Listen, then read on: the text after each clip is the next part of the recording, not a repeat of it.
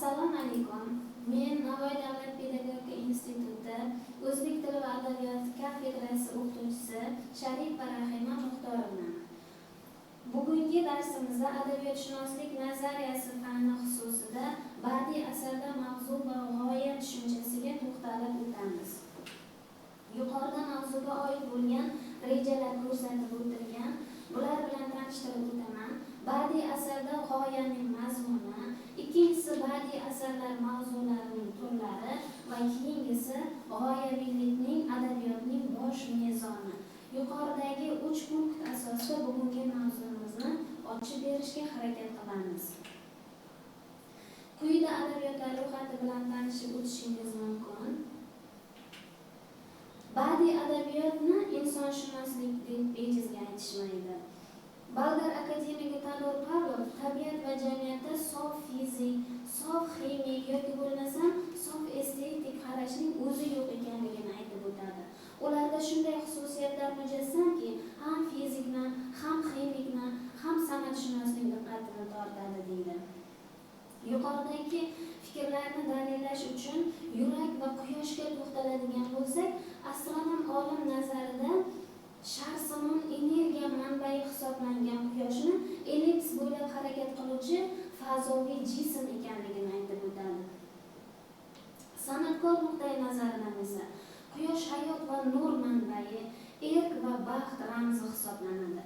Yurakni biologlar jonli organizmning bir hujayrasi, organizmni qon bilan ta'minlovchi bir nasos sifatida qarasa, san'atkorlar nazarida esa u insoniylikning, odamiylikning ramzi hisoblanadi. Ya'ni qalb deb hisoblanadi.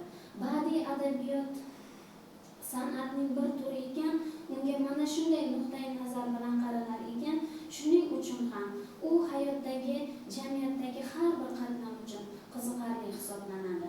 Masalan, fizik ilmiy tadqiqotlar faqat fizik olimlarini, ximik ilmiy tadqiqotlar faqat ximik olimlarni o'zini qamrab olsa, badiiy adabiyot hayotning har qanday qatlamini qamrab oladi va ular uchun qiziqarli hisoblanadi. Ya'ni ular fizik bo'ladimi, ximik bo'ladimi, hattoki oddiy dehqon bo'lsa ham uni badiiy adabiyot chuqurroq qiziqtiradi. Badiiy asarda g'oyaning mazmuni deganda, shakl va mazmun uning mavzu va g'oyasiga muayyan darajada bog'liq ekanligini eslatib o'tishimiz zarur. Mavzu va g'oya ham badiiy asar qiyofasini, ta'sirchanligini belgilashda uning shakl va mazmuni singari muhim ahamiyat kasb etadi. Chunonchi biz o'tgan ma'ruza mashg'ulotlarimizda badiiy asarda shakl va mazmun tushunchasiga chuqurroq to'xtalgandik va badiiy asarning eng muhim omili ekanligini, bir-biri bilan chambarchas bog'liq ekanligini, birini birovidan ajratib yoki ustun qo'yib bo'lmasligini juda ham ko'p bor ta'kidlab o'tganmiz. Va badiiy asarda mavzu va g'oya tushunchasi ham xuddi mana shunday shakl va mazmun kabi bir-biri bilan mutanosib hisoblanadi. Mavzu, ya'ni tema so'zi o'zi lotincha so'zdan olingan bo'lib, narsa buyum degan ma'noni bildiradi. Biroq badiiy asar mavzusi unda qalamga olingan voqea yoki narsa buyumlar hisoblanmaydi. Badiiy asar mavzusi ijodkor tanlagan hayotiy voqealar, u yoritgan asosiy muammolarning umumlashmasi hisoblanadi. Adabiy asar uchun asos qilib olingan fikr va maqsad uning mavzusi hisoblanadi.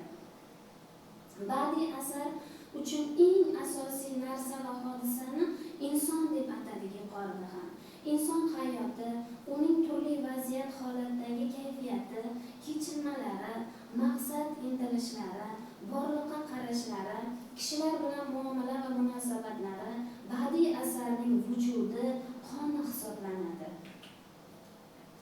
Ijodkorning mavzu tanlashi avvalo uning hayotiy tajribasiga hamda uning mahoratiga bog'liq deb o'ylayman.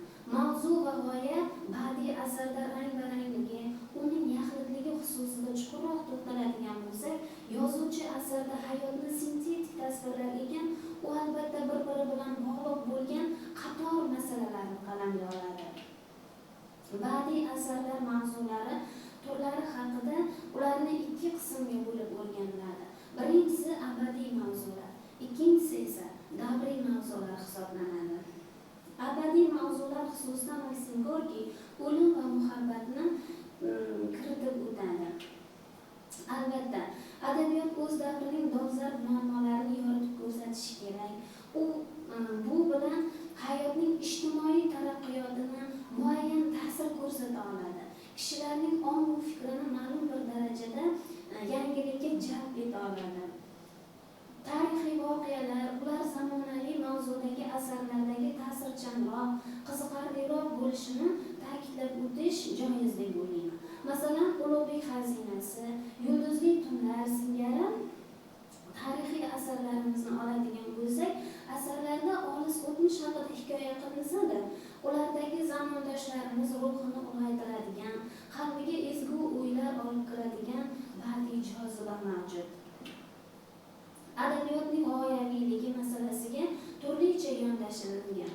Adabiyotning g'oyaviyligini oqlovchilar ham yoki uni butunlay qoralovchilar ham mavjud.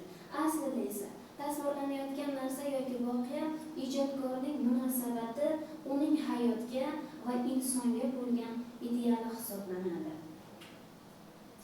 Mavzu va g'oya bir-biriga bog'liq hodisa ekanligini juda ham ko'p bor takrorladik. G'oya ijodkorning dunyoqarashiga, nuqtai nazariga bog'liq. Chunki har qanday mavzuning o'ziga muvofiq g'oyalari bo'ladi. Biroq mavzu bitta, undan anglashiladigan g'oyalar esa turlicha va bir nechta bo'ladi. G'oyaviylik adabiyotning bosh mezoni, shuro adabiyotning g'oyaviyligi, shuro siyosatini sharaflashtir degan qarashlar o'sha davrda hukmronlik qilgan edi.